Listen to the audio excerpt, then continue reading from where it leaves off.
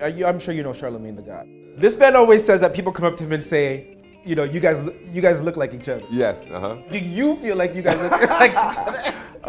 Morris Chestnut on the BG Show, welcome. Thank you for having me, I appreciate it. And you're playing a doctor here. It's very challenging, Why? Is there any particular role that you didn't get that you wish you had? Oh, I mean, yeah, there are a lot of roles. Is there one particular project you would love to see come back as a sequel?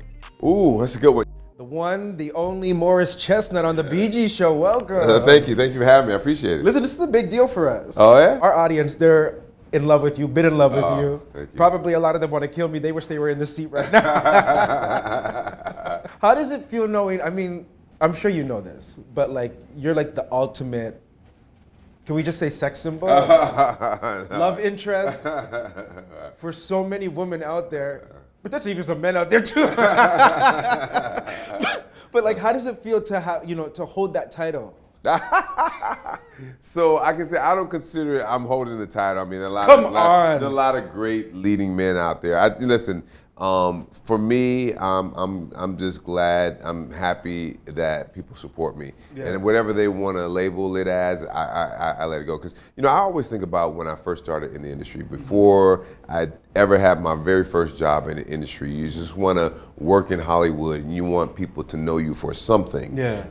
If that's what they know me for, they still support, I appreciate it. But well, you're known for your talent, but yes. You're also known for your looks. Well, yeah, but see, that's what I'm saying. Is sometimes you get typecast, you know, in town, which I don't mind because, like I said, when I first started out, you know, you just want people to notice you and typecast, do whatever you need to do just so I can work. So yeah. I appreciate everybody out there who supports me in any way that they'd like. And you've been working. I've been very fortunate, yes. Yeah. You're so humble. I've been very fortunate. You're like a Canadian. You're so humble. You four are the smartest doctors I could find, but our patients don't need doctors. Somebody help! Our patients need detectives. I promise you, we'll figure out what's wrong with you. You really have like stood the test of time. Thank you. And you're still on top of the game. What's the secret? What's your secret sauce? Well, so I can say this. I wish I knew the secret. I think when I look back, I know what I believe worked for me. For me is, first and foremost, I always just try to get better as an actor. Every time, you know, I don't just, when I'm not working on a project, I don't just go at home and sit down and do nothing. I'm always trying to refine something, looking at, you know, some of the past work, even though it's hard to look at, and try to get better the next time out. Another thing is I treat everybody with respect. You know, I treat the youngest, most entry level on this person on the set the same as I treat the star, the producers, the studio executives. You know, I treat everybody with respect, and that's taken me a long way as well. No one's ever tried it before. But he's also a genius. Why would you do this? Because no one else will. What has it been like on set for Watson? Oh, wow. Oh, it's been great. It's been great. 'Cause I did see a video when you guys were when you wrapped up filming, and it was actually touched my heart. Like, you thanked everybody there, and everybody, like, in terms of their response, was like, you know, you're an A-lister, right? So I think for a lot of people, they're like, you know, A-lister walks in, like, you could really do whatever you really wanted to, but the humility that you have, the respect that you had for everybody, all your fellow colleagues on set were like, he really is a real one. Yeah, because you know what, the thing about it is, especially when you do a television show, I mean, we're there for anywhere from 6:30 in the morning till 7, 8 o'clock at night. So we're on set more than we are at home. Yeah. So I want everyone to have to come and have a very comfortable work, family-like environment. Yeah. We all have to treat each other with respect. And that's one thing I love about our cast, our crew, is their welcoming of everybody. People come to our set and they say, wow, we really had a great experience here. Because there's some sets that people just don't like to go to. They like to come to ours because we do treat people with respect. That's first and foremost. We wouldn't have it any other way. When I met with Craig Sweeney, the creator of the show, I told him, I was like, you know, the one thing that, you know, I want is to no a-hole set, right? Yeah. Because you can say asshole. Okay, I can say asshole. You can say it 100%. Okay, take it from the top. All right, yeah.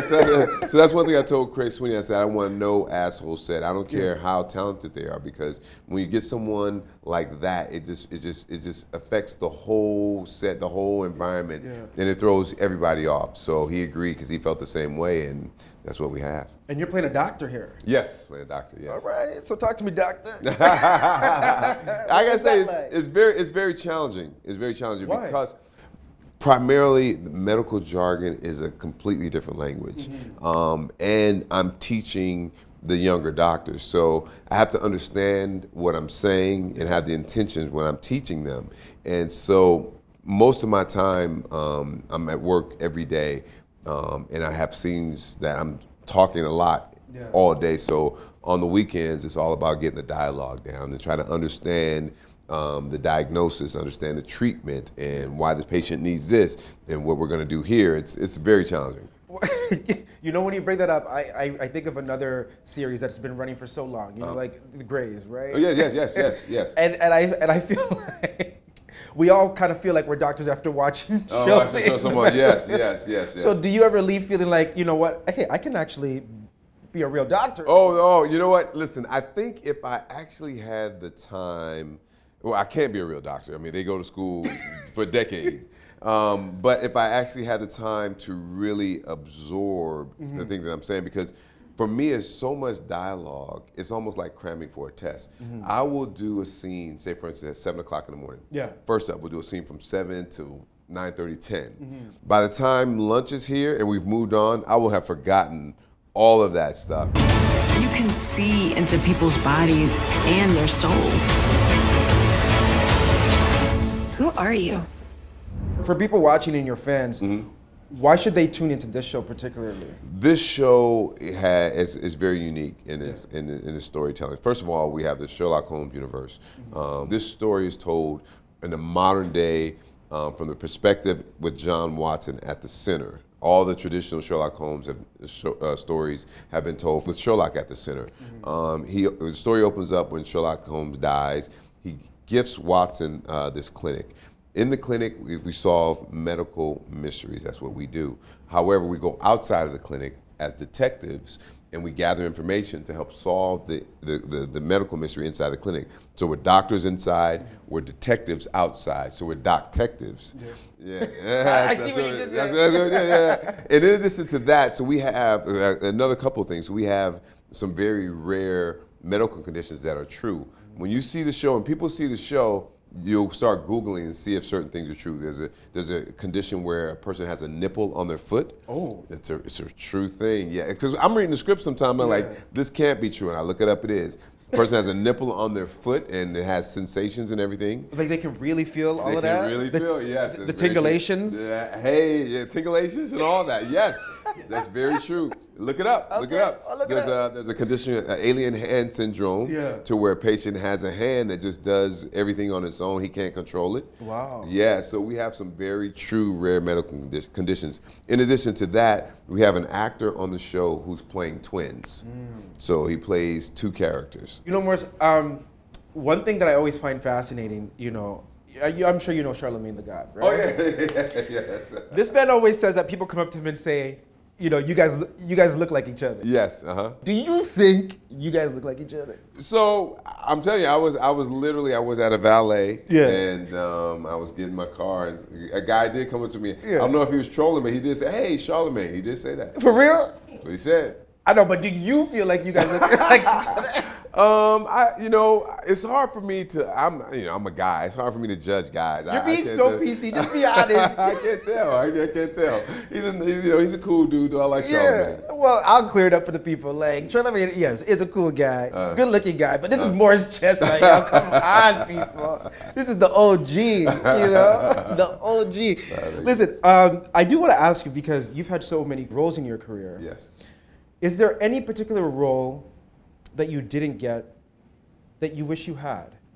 Oh, I mean, yeah, there are a lot of roles throughout my career, and luckily, I'm not luckily, but when I look back and I say they did a great job, I wasn't up for it. I mean, I read for Cuba's role in Jerry Maguire. Oh, for real? I did, yeah. I read for that role, and of course, Cuba did it and even won an Academy Award for it. He killed it. He killed it. Yeah. He did an incredible job. Cuba and I, we were up for a role back then. We had done Boys in the Hood, and we were the talk of the studio, Columbia Studio, which is now Sony. And there was a movie at that time called A Few Good Men that we were both up for. Yeah. Neither one of us got it, but there've been roles like that I auditioned for that I just didn't get. Oh. Yeah. And speaking of like all these films, TV shows that you've been in, is there one particular project you would love to see come back as a sequel?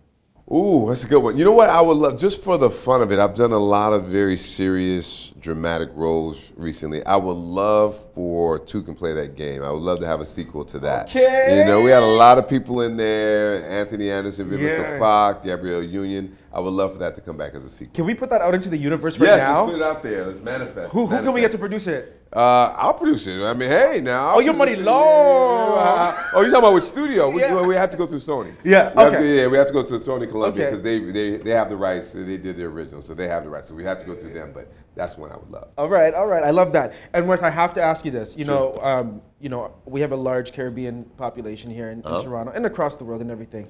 We love to ask every guest that comes on the show. Sure. Because it is a judge of character, this question. Okay. Uh-oh, I'm nervous now. Okay, what's up? Okay. Curry goat or oxtail? Oh, wow. I would be, wow. That's going to be tough for me. And the only reason why it's tough is because I don't eat either. Oh. I don't, because so for me. Are you a vegetarian? I'm not, but my palate is very basic. I have a very basic diet. That's one of the ways I kind of say shape. I have a very basic diet. Yeah. I either eat chicken or turkey. When I choose my restaurants, primarily it's chosen by the dessert. I don't choose my restaurants by the entree. So if you had a dessert for me, I could break that down, but I can't break those down. I'm sorry. Oh. I hope don't cancel me. Don't cancel me in the Caribbean. But if you had to choose, if you did eat any of those two dishes, I can't because I've never had it. which one would you want to try? Wow. I can't even tell you. I don't know. You don't know? I don't know. No. No desire? I just don't know enough. Okay. I don't have enough information. How about that? Okay. I don't have enough information to answer that question. Okay, I'm gonna let you off the hook. Okay, there. thank you. I'm gonna let you off the hook. So which one should I pick? Oxtail. I would take the oxtail. Thank you. The oxtails taste so good. Lastly, before I let you go, and thank you for spending the time with us. No, thank you for having me. But I would be killed if I didn't ask this question. Sure. For all the ladies watching at home who wish they could shoot their shot and have tried, but you never answered them. Okay. What message do okay. you want to say to all of your loyal fans? Oh, yes. Who continue to hold you down? No, this I day? want to say to all the fans, thank you so much for the decades of support. I mean, truly from the bottom of my heart. I'm only here because of you, so thank you all so much. I truly mean that. Morris Chestnut, the classy Morris Chestnut, the one and only Morris Chestnut. Thanks so much for joining me on the Thank BG you for having me, man. I appreciate it. Thank you. Hey, it's BG, and I want to know, what do you think about what you just watched? Make sure to drop your thoughts in the comments below, but also make sure to check out even more great content like this video and this video over here. And if you haven't subscribed to the Brandon Gona Show, do so right now by clicking this button right here.